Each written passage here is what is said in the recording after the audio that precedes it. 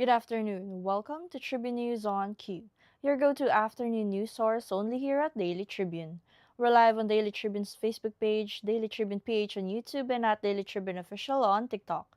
For this afternoon's headlines. Comelec has declined to say whether Vice President Sara Duterte could run in the 2028 elections if she resigns before the impeachment trial ruling. An AI-generated image of a person wearing a police uniform is not automatically illegal, but a lawyer says its use could have legal consequences. Defense Secretary Gilberto Gibo Chodoro Jr. is pushing for closer government and private sector coordination in preparing for major disasters.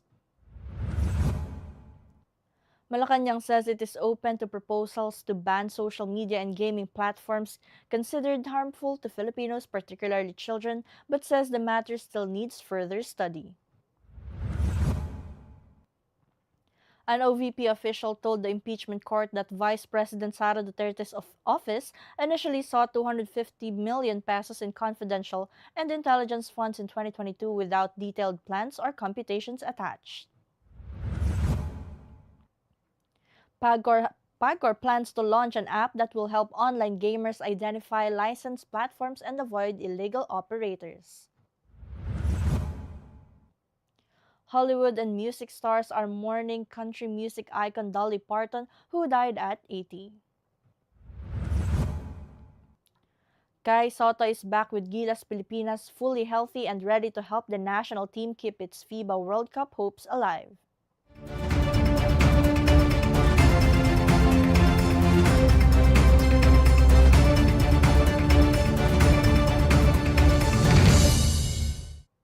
Today is the 26th of August 2026, Wednesday, and I'm Chynna Basillaje bringing you today's top stories. Let's move on to this afternoon's headlines.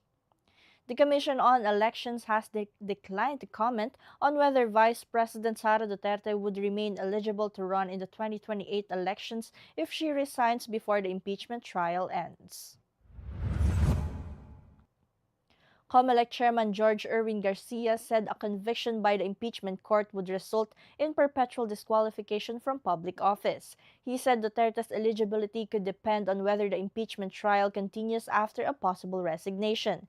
He noted that without a conviction, there would be no disqualification case based on the impeachment. Posting an AI-generated image of oneself wearing a fictional Philippine National Police uniform does not automatically amount to usurpation of authority, according to lawyer Francis Raul Dayo. He said the offense generally requires a person to falsely claim police authority or perform official functions without legal authority. However, Dayo said unauthorized use of police uniforms or insignia could fall under Article 179 of Revised Penal Code, depending on how the image is created, presented, and used. The PNP has also urged the public to be responsible when sharing AI-generated content that could make civilians appear to be actual police officers. And Defense Secretary Gilberto Gibo Chodoro Jr. has called for stronger government-private sector partnerships in preparing for and responding to large-scale disasters, particularly earthquakes.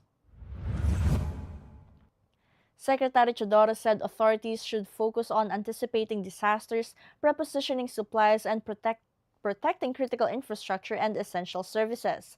He said the private sector should play a bigger role in keeping services such as banking, information technology, and cybersecurity running during major emergencies. He also urged regulators to consider local conditions and costs when imposing rules on businesses. Meanwhile, Malacanang says it is open to banning social media and gaming platforms that pose risk to children and the public following a proposal to consider blocking Facebook in the Philippines. Palace Press Officer Claire Castro said any decision would depend on studies into harmful content, online violence, and the spread of fake news. Castro stressed that criticism and free expression would not be prohibited, but platforms could face action if they fail to address harmful content or comply with government regulations. The issue comes amid proposals to strengthen online safety for children, including a Senate bill seeking to restrict social media access for minors below 16. The Office of the Vice President initially requested 250 million pesos in confidential and intelligence fund in 2022 even though it had yet to prepare a detailed list of programs and projects for the money. OVP Assistant Secretary Lemuel Ortoño testified that the request letter contained only an explanation of the office's need for the funds with no supporting computations. The Department of Budget and Management eventually approved 125 million pesos, which was released in December 2022. The Commission on Audit later disallowed 73.3 million pesos over the lack of documents showing that the funds were used for their intended intelligence and surveillance purposes. Ortoño also testified that he helped process and authorize the release of the funds, including their encashment in 4 tranches. The Philippine Amusement and Gaming Corporation plans to launch an app before the end of the year to help players identify licensed and regulated online gaming platforms. PAGCOR Chairman and CEO Alejandro Tenco said the app aims to curb illegal online gambling while giving players greater protection. The app will direct users to authorized operators and provide access to regulatory safeguards, including dispute resolution mechanisms. PAGCOR said the move comes as authorities intensify their crackdown on illegal gaming, with Tenco estimating that about half of online gaming sites accessed in the Philippines are illegal. And the local market declined as the benchmark PSEI fell by 34.89 points or 0.56% to 6,155.34. The All Shares Index also dropped by 12.62 points or 0.37% to 3,399.82. Financials was the only sector to post a gain, rising 0.18%. Meanwhile, services led the decliners with a 1.52% drop, following by mining and oil at 0.39%, holding firms at 0.26%, industrial at 0.23%, and property at 0.22%.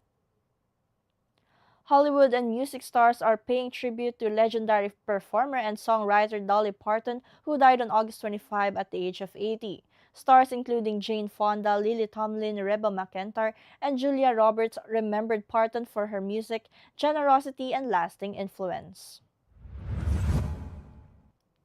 Parton was known for global hits such as Jolene, 9 to 5, and I Will Always Love You, as well as her work in film, business, and philanthropy. Her legacy also includes her literacy program, which distributed millions of books to children, with fellow artists remembering not only her talent but also her kindness and warmth.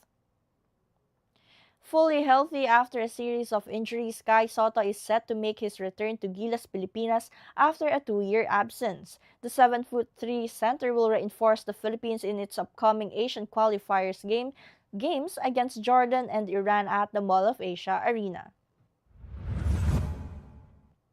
Soto said his return came at the right time, especially with the possibility of playing his last national team window alongside veteran big man Junmar Fajardo. Gilas enters the games on a 4-game losing streak with a 2-4 record and needs a strong finish to keep its hopes of making a 4th consecutive FIBA World Cup alive. And did you know on August 26, 1896 marks the historic cry of Pugadlawin, also known as the Cry of Balintawak, which signaled the start of the Philippine Revolution against Spanish rule. Led by Andres Bonifacio, members of the Katipunan gathered and tore their cedulas or community tax certificates as a symbol of their rejection of Spanish colonial rule. While historians continue to debate the exact date and location of the cry, August 26 remains one of the traditional dates commemorating this pivotal moment in Philippine history.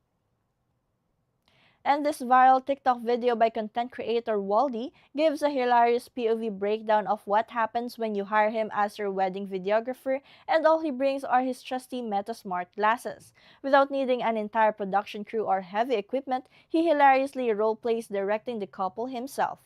Netizens couldn't get enough of his energetic solo hustle, with one commenter cracking, "Lugi ka rito, Paps, ikaw pa yung napagod kaysa sa ikakasal." Curious to see his hilarious one-man production setup in action? Let's watch this. Hello, good afternoon po.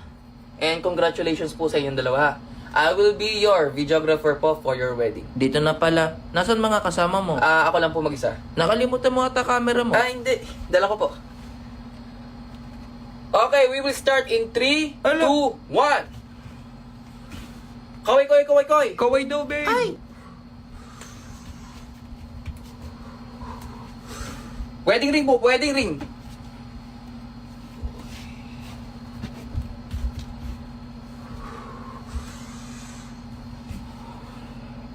Okay, good shot po, good. That's all for now. Join us again at 4:30 p.m. still here on Daily Tribune's Facebook page, Daily Tribune PH on YouTube, and at Daily Tribune Official on TikTok. Once again, I'm Chynna Basillaje, and this has been Tribune News on Q.